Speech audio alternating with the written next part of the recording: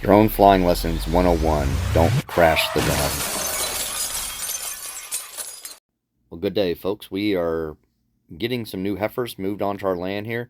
These are brand new to our land, and we're using the drone just to kind of watch them and push them down the hill a little bit. They don't know us very well. My son's up here in front on the fooler with some feed, trying to lead the way, and we're going to try to get them open pasture down here in a second. So I'm playing around with the drone here a little bit. I haven't flown it a lot. I have crashed it a few times already, but it looks pretty good here. It's panning around here. I almost got into the trees right here. I was like, oh no, so I had to turn out of here a little bit, and I had the settings turned up a little bit too fast, moving a little too fast, and a little later I turned it back down. So no, they are looking really great here. These bunch of heifers are hopefully going to turn out really well, and we'll be able to get a good start this year on our grass, hopefully.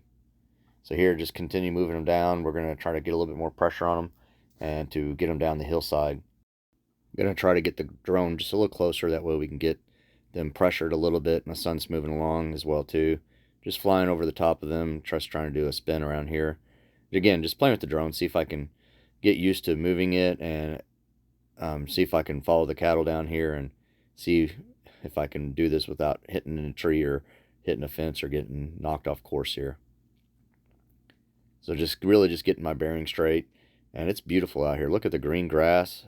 Sunset's coming over the hillside back on the right hand side here. No, it's looking really awesome. And we put up an electric fence all the way down this roadway as an alleyway just to kind of force them down the hill here. We're going to move them down into our bottom paddock that we have on the bottom of the hill. We have that divided up into 3 sections within that paddock.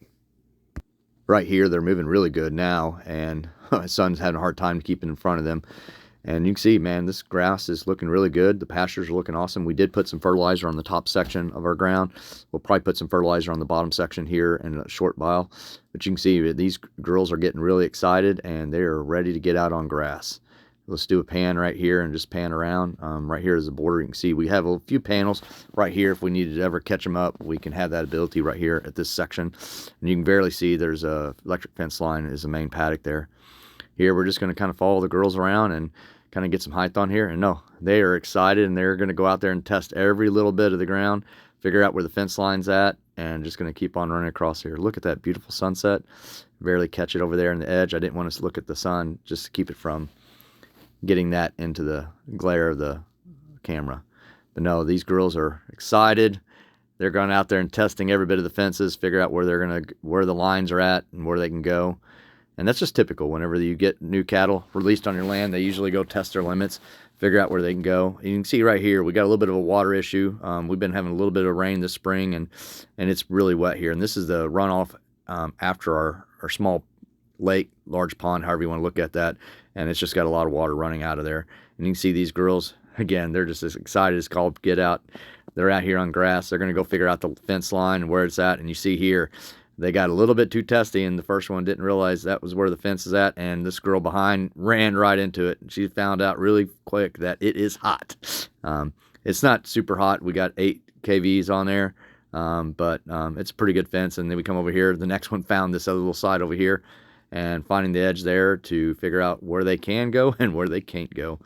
Next, you see here, they're coming around here, and they're going to figure out where the water is at. And once I get spun around here and get my camera going on the drone, you'll see that they find this corner area is where the water's at. So they found the water. That's good for them. That way they know where the water's at, and they can get access to water. And then here, we're just going to continue flying across here, and then we'll turn around and go back to where we took off at. Still getting used to this drone and trying to fly it, and then also operating the camera, getting it to go up and down, but not too bad. And again, you can see the ground's looking really, really good out here. Let's go do a flyback, and let's head back to land this drone. As you see here, we're going to kind of pan out over the field a little bit. And again, here you can see I'm trying to adjust the camera up and down and just struggling a little bit with it, but not too bad. And you can see our house that we're building right up here. It's the barndominium build, and we were getting farther along with that, but now we got the cattle on here. It's going to slow down on the build just a little bit as we're taking care of the cattle and trying to get the house built and all the other things going on in life. As you seen at the beginning of the video, I wasn't watching, and we have an electric fence wire we're going to run right into, and I just flipped the drone and crashed it. Appreciate you guys following along. Until next time, God bless you all.